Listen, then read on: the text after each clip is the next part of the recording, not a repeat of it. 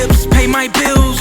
Pips pay my bills. Pips pay my bills. Let's say you got a job, which you should have a job. You can't be trading. Some people, believe it or not, some people message me talking about, I don't have a job and I just got this much money and I want to trade and I believe that I'm going to make a come up.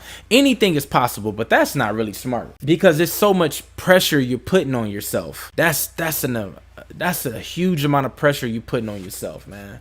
Don't do that. But let's say you got a job and you stacking, all right? Save your money. You know how people be overspending? Like, why do you think people like spend money they don't have? Like, people can't even like in today's world, like this is just a hot take. Like why is people overspending so much? Like even during the COVID time, people was overspending. Like we going through COVID and everything is high but they just Amazon numbers went up.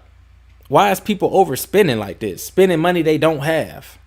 I think it's not have nothing to do with, well, I won't say it has nothing to do with logical, but like it's not just logical. I think it's more emotional. You feel me? Like, okay, so we're not wired to naturally save. We're not wired to naturally save. We're wired to survive, to cope. You feel me? To splurge, to feel good. The kids are stressing me out, so I gotta eat. Or I'm bored, I want to go buy something. And then you like, you know, like when you buy it, or like when you're looking to buy it, you get this feeling. Like I'm into shoes, right? So I'll be like, man, I want these shoes. Ooh, these shoes gonna be fire. Even though I got like 100 of them in the back room right here. But I look at these other shoes that ain't gonna tip the scale no kind of way. If the 100 pair of shoes ain't good enough, these new ones I buy definitely ain't finna be good enough. Like, what is it? You know what I'm saying? Like, I guess if you got the money and you can go and buy what you want to buy. But I like to practice good habits. Because if we practice good habits outside of trading, it can kind of leak into our trading, those habits. You feel me? So trading has taught me to just tighten up in other areas. Because I've learned now after 10 years that those outside things can start creeping into my trading. You on Nike.com hey, that's me right here. I'm on Nike.com and you like, okay, I'm on StockX looking for shoes. You on Amazon doing whatever you doing. And you like, man, well, I need this. And then you buy it. And then when you get it, like when I get that pair of shoes, I take it out the box, look at it, inspect it, and then I toss it on to the side. That feeling, that emotional feeling ain't even there no more. It was only there when I was like in the middle of trying to buy it, trying to justify the reason to buy it. That emotional feeling was right there. But when I got it in the mail and I looked at it, I'm like, oh, these nice. Okay. Boom, throw them to the side.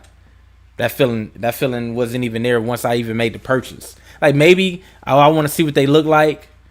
But when I got it, nothing. But with trading, like if you're trying to grow your account, you got to watch that. You got to watch them spending habits. You trying to stack all your bread. I used to be like trying to compare myself to people. Like I remember I was living at the apartment. Remember when y'all first found me on YouTube? I was in that apartment. I had the little tree, the family tree behind me with the pictures and stuff. I was in the living room. And so I used to sit outside on my balcony, eat my little oatmeal right before I go to the gym. And I'd be seeing all these nice cars drive by. Matter of fact, listen, we're living in an apartment. We don't even have we don't have a garage. But you got all these people leasing these nice cars. I'm not thinking about all that at the time, but I'm like, man, this person got a nice car. This person got a nice car. This is me in the beginning of my forex stage when my account was small. I'm like, man, why I ain't got a nice car? I got a beat up old gray car. $1,400. The car, when you get to 70 miles per hour, you can hear a little shaking. Bro, for real. but look though, but guess what though? I own it. And that's what God spoke to me. I own it. These people don't own those cars. They're leasing it. They're having to go to work. They can't miss a day. They're paying $500-800 on car notes. Meanwhile, I'm over here driving a little beater, but I own it, no stress. And so I was able to grow my trading account. I went to work. My wife worked. Y'all know the story. I ain't gonna get into it. But I was able to put money into my trading account as I was growing it on the side. You feel me? At that time, I wasn't taking every little bit of my dollar, buying little stuff, buying these shoes. I think I had probably like what, 5 pair of shoes. That was about it. About 5 pair of shoes. I was rocking with that for the next 3-4 years. Kept them boys clean because that's who I am. Yo, I got a 2012 that needs some work. Look, you got a 2012. And guess what? What's crazy is this. This is what's really crazy. You know what I'm about to say? He said he got a Kiwa said she got a 2012 that needs some work. Guess what? I still got the 02 that needs some work, but I gave it to my son and he driving it to this day. A 2002 Chrysler Sebring. I still got it. It's in the garage right now. I'll take y'all off live and show y'all. It's in the garage right now. And he drive it still. I own it. I own every car. Every car that's in my garage. We got 3 cars. And we got the Spider. I own all of them. Every last one of them. I ain't lying. I own all of them. And I'm proud about it.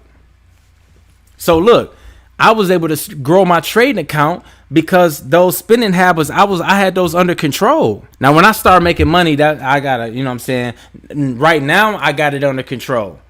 But like, I got a little extra money. I could buy little certain things that I need, but I ain't nearly buying all them shoes. Y'all what was y'all seeing? Y'all was seeing like 5 boxes of shoes come in at the door at once. Remember that? My wife talking about, man, you got another box of shoes come. I said, man, I ordered them a month ago. And then another box come. No, that came. No, I was getting them a month ago. Everything was a month ago. She was like, man, be quiet. Then they getting credit cards. They getting credit cards. Y'all know these people is not reading the fine print on these credit cards. They not reading the fine print on these credit cards. They not. Look, 2012 Nissan Maxima, left a lot. Come on, ownership. Hold on. Okay, I had a Nissan Altima. But was it a 06 or 08? You think it was 06? It was a Nissan 06 Altima. Somebody gave it to me. That's when I was homeless. Somebody gave it to me. Heck yeah. I had a little part-time job and stuff. Somebody gave it to me. And I gave it to Quinn. I gave it to my wife. So she can get back and forth from school and work. But we owned that too. We owned it, but it was gifted, but we owned it. So look, God have never let me get a car note. I try to get multiple car notes. Yeah, I was about to get the Cadillac Escalade car note. God didn't let me get that.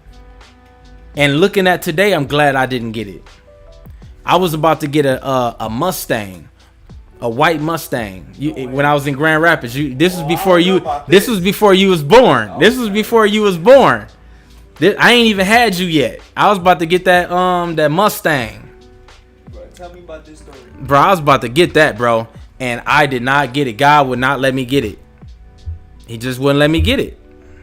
Like, what I mean by that, like, he'd start talking to me, and then reality start sitting in, and then I'd be looking at the numbers, and the numbers, it'd be just be too much. It'd be like, it don't make sense to buy that, so I end up not pulling the trigger.